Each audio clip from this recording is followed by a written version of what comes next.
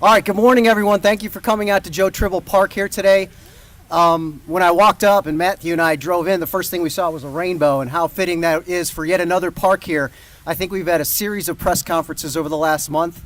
Alderman Thomas is doing quite some work with the Recreation Department out here in Windsor Forest. Some special guests, obviously, the Mayor Eddie DeLoach is with us today. Alderman Tony Thomas is here. Ms. Haberman with the Neighborhood Association. Heath Lloyd, Chief Development Officer. I see, who else do I see out there? I see Taffney Young, our Chief Community Services Officer.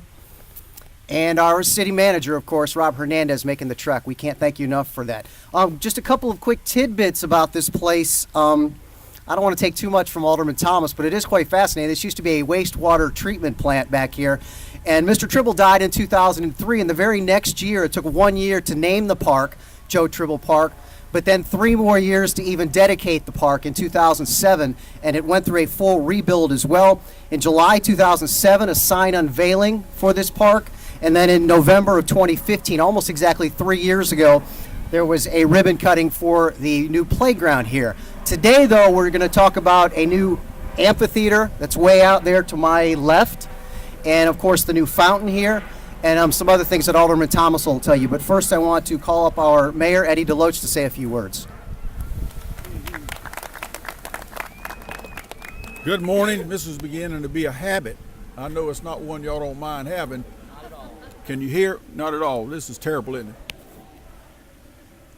Can you hear me now? You got to eat the mic. Okay.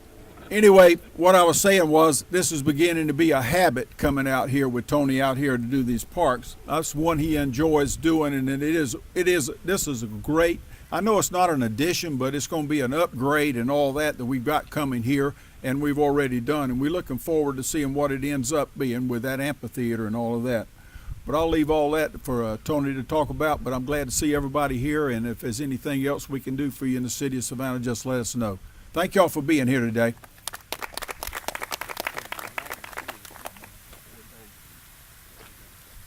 All right, before we call Alderman Thomas up, I did want to mention that this park has expanded too. There's 55 acres out here, and which includes this incredible walking trail around that is 0.6 of a mile.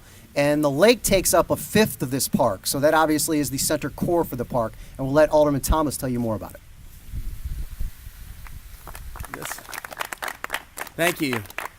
I want to just say thank you to the mayor and council and staff who have worked so hard to make this happen. And I want to give you a little bit of the history, not as long as maybe we should, but a little bit. Ken's touched on the main points. 55-acre park in the middle of a suburban neighborhood. I mean, it's hard to imagine that just on the outside of this boundary is a bustling city. You can hardly tell it when you're standing here. We're hearing that fountain, seeing the waterfowl. To our illustrious city manager, I want to say earlier today, I swear I thought I saw some mallards out here swimming on the lake. In fact, they were swimming over to that island right there. You can't see it, but that island is shaped like a heart. So if you go up over the lake, it looks just like a heart shaped out there. So whoever did that 40, 50, 60 years ago, really I want to thank them now. Don't know who did it, but it was great. This park is very unique in that I remember when I was first elected, we stood out here talking about the idea of taking this old abandoned oxidation pond and turning it into a lake and a walking trail like this. And there's 3 people that aren't with us today that were very significant, and they were city staffers, and that's Joe Shiraus, Pearson DeLoach, and one of them still here. He's behind you, George. It's Barry Baker, right there. I joked with Barry earlier today that when we first started talking about this park, his hair wasn't quite as gray. But you know, here is what hard work and dedication and remaining to the cause looks like after almost 20 years. It hasn't always been easy. We almost completed this park, and we're getting ready for a big grand opening when all of a sudden one day I got a phone call, and it was from some folks that live in this area of Windsor behind me, and they said, I think there's a water leak going on over at the treatment plant. and they said there's water coming through the woods.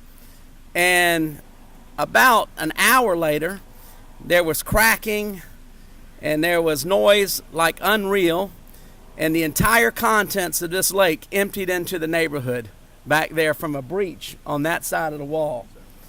100,000 fish in the ditches. People, it was the easiest fishing day for fishermen you ever saw, riding down those roads and seeing the smiles of guys with nets just dipping them out of the ditch in the coolers. But we looked at it, and I remember I had to call Jackie Haverman, and I said, Jackie, this is awful. I just need you to come meet me over at the lake. We need to talk about something. So we were all standing there, and when we came, the water here, the lake, was completely dry. It didn't seem like an ounce of water in the bottom of it.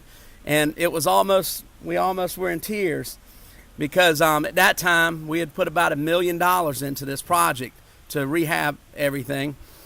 And we looked at Michael Brown and we said, we want to make this happen. We want to do it again.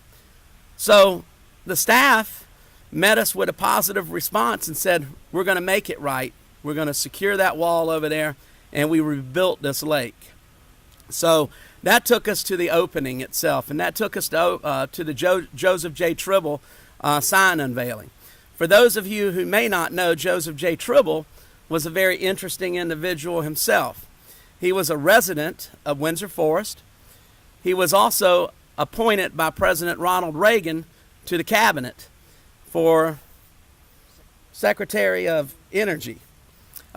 Undersecretary of Energy. And he also had an illustrious career in state politics. At one time, Joe Tribble was the only Republican serving in the Georgia House of Representatives. So made it a little difficult to get the big projects, but occasionally they threw him a project just so that, we could all say that we had a two-party system. But his contributions to the community and his contributions to not just the city at large, but the Windsor Forest didn't go unnoticed. And Joe, after retiring from politics, spent the rest of his days on a house on Stillwood at Arlington Road, and throughout the remainder of his life was a resident of Windsor Forest. And that's when the board, through unanimous consent, decided that they wanted to name something after Joseph J. Tribble, and we approached and named this park in honor of Joseph J. Tribble, a very distinguished and fantastic individual who served us all. So here we are today. It was never easy again.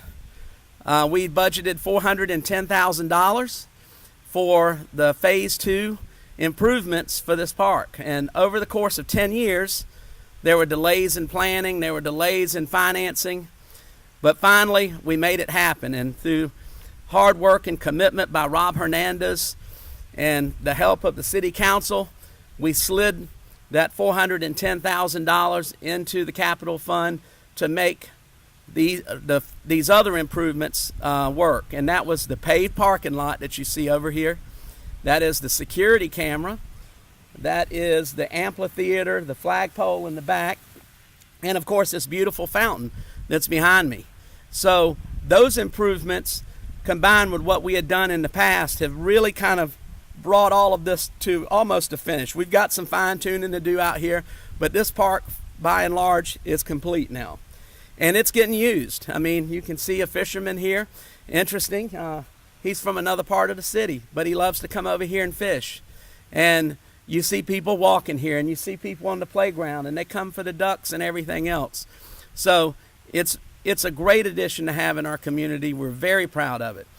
But I do want to say that I have to thank Heath Lloyd, because Heath, today when he woke up, he dresses impeccable, but he intentionally put on that forest green and white tie, which is the official colors of the Windsor Forest High School.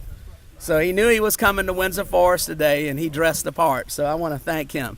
But no, seriously, I want to thank Heath, because Heath is kind of he's the glue. He's Rob's arm, along with the other members of staff, that works in the trenches with us to make these things happen. And there's a lot of moments that sometimes are tense about, wait, why can't we do it? Wait, you told me this, I told you that, blah, blah, blah. But it happens. And Heath and his staff and the other city workers are the ones who bring it all together. So I want to publicly thank Heath, because me and Heath have probably talked about this project every week, a couple of more times a week for the last year, and now we're here today. And I wanted to have this event today to thank them, because that's how these things happen. And this guy, he's Superman. I mean, you know, we were just out here with Windsor Park, and we're out here with this, and we got 2 or 3 other projects that we're working, and I'm just one of the aldermen. He has 5 other district aldermen, the 2 at-larges, and then whenever the mayor calls to have to deal with. So I can just tell you from my stand, I know the amount of time that I spend with him, so I don't know how he does it. So he's worth every penny, whatever he's making here with the city. But these additions, this work, they don't happen without people that are standing there with you. And I see we have a lot of the folks from the Windsor Forest community. But my number one person and my foundation that has helped build these parks and this incredible 5-park system that we have in Windsor Forest is Jackie Haberman. And I want to thank Jackie publicly for all of the years of hard work and dedication. She actually predated me coming, and we have worked hand in hand to do many great things for this community. And I see George and I see others from the board that are here. But I want to publicly thank you, Jackie, for everything that you do. You deserve it. You deserve it. I want to tell you that this park is also incredible in the sense of what you see, the trees, the wildlife. We were just talking before many of you got here. There are deer that come across that lake every night and sleep on that island. They crash through the water, a whole family of them. And I don't know where they are during the daytime, if they're just roaming through the neighborhood, but they come back and they sleep here. And that's an amazing sight. But the geese come and go out of here during this time of the year on their stops back and forth. And we've got, fox and everything else. So you get really a true sense of nature in the middle of a city standing here in Tribble Park. And I just want to say thank you to everybody who played a role and had a part in doing so. And Ken, that concludes my remarks. I wanted to thank you for setting all of this up. But Jackie is next.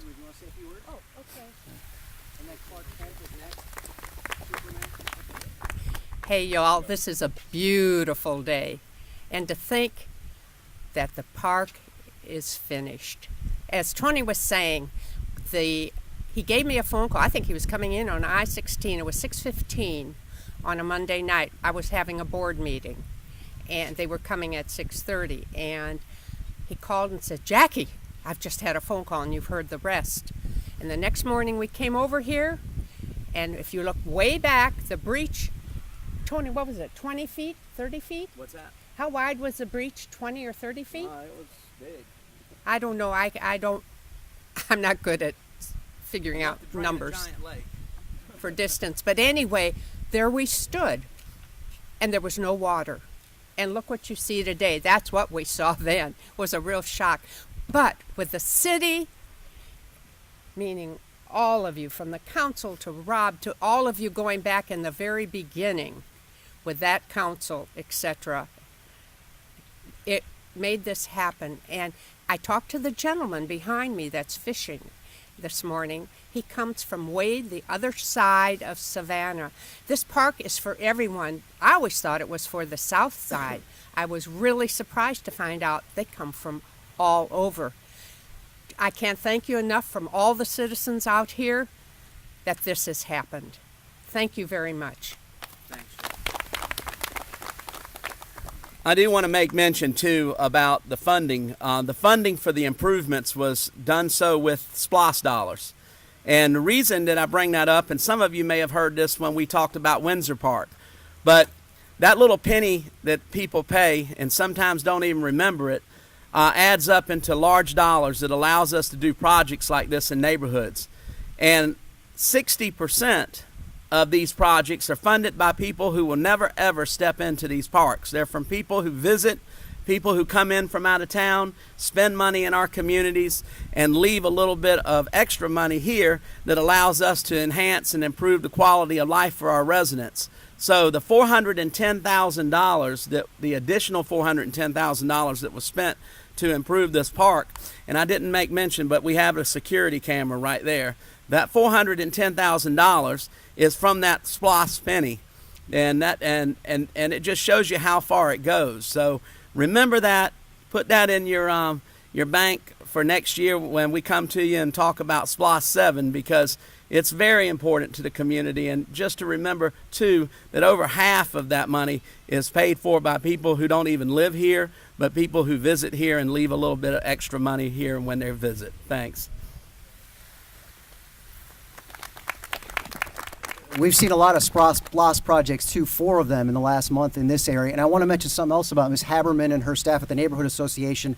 One of the city manager's strategic plan is neighborhood revitalization. We've seen a lot of it go out here in Windsor Forest, and a lot of credit has to be through the Neighborhood Association. If all the neighborhoods had associations like that, it would be a wonderful place. All right, now that will conclude up here. We're going to go ahead and cut the ribbon.